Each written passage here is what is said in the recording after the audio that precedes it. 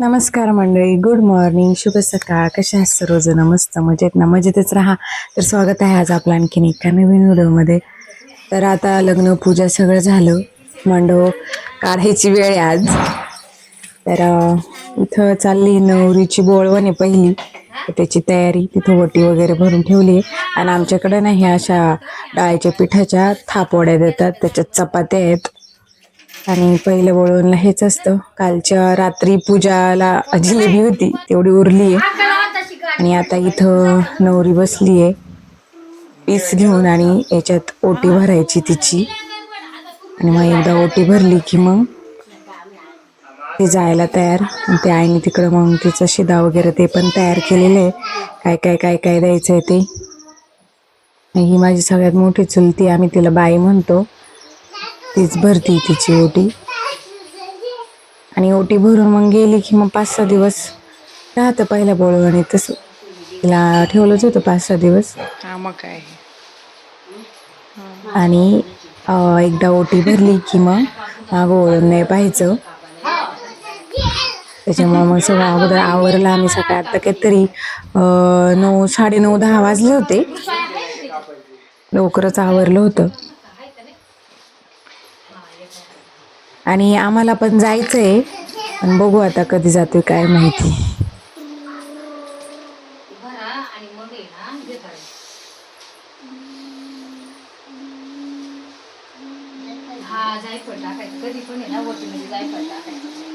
हा का? तेवढं का त्याची ओटी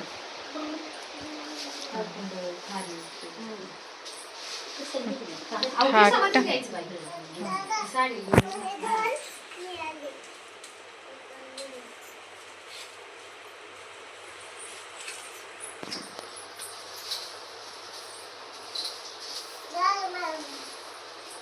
भरून भरून देते बाई. गावा म्हातारपणाला जीव झाले द्या उचलून.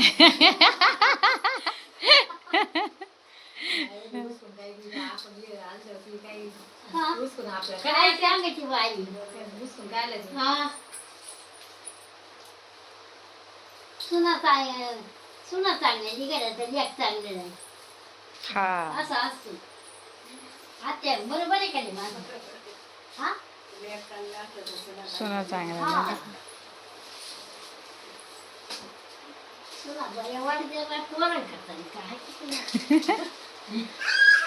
वर काय मिरगीची मिरगी जाणार ना पण तेवढं तेवढं पण नाही. ए हे दाणे ठेवा बाकी नको थांब. असं नाही वरती फुकट झाली पाहिजे. बाळा गुंडाळून घे सगळ्यांच्या पाया पडी एकदा. असं गुंडाळ सगळं घेतलं ना तुझं, घ्यायचं का तुला बुजून? कारण परत मग आत यायचं नाही. बांध बाई. सगळे घेतले का? तुला काय घ्यायचं ना? काय घ्यायचं?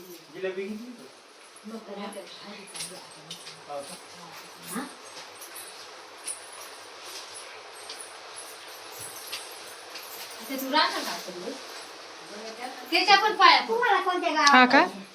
पडू दे ना.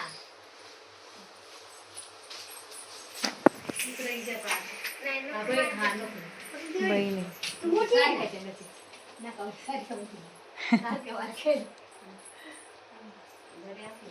मानानी तर आहे. मानानी मोठी. हा सारखी जरी असली तरी मान काय उद्या कोण मानणार आहे? हा रात्री पण जे येतील त्याला आपण सांगितलं.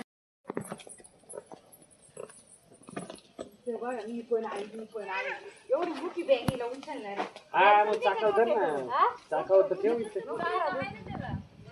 हा खराब होईल, मग ते खराब व्हायला की झालं आपलं लग्न बिग्न झालं. नाही मला नाही आवडत खराब. नाही वर एवढं वर नाही जाणार मला. खरंय खरंय. राहू द्या पाहिलवान, गाडी पाहिलवान व्हिडिओ काढायला सांगली का? बघ आता तुमच्या या बॅग मध्ये तुझ्या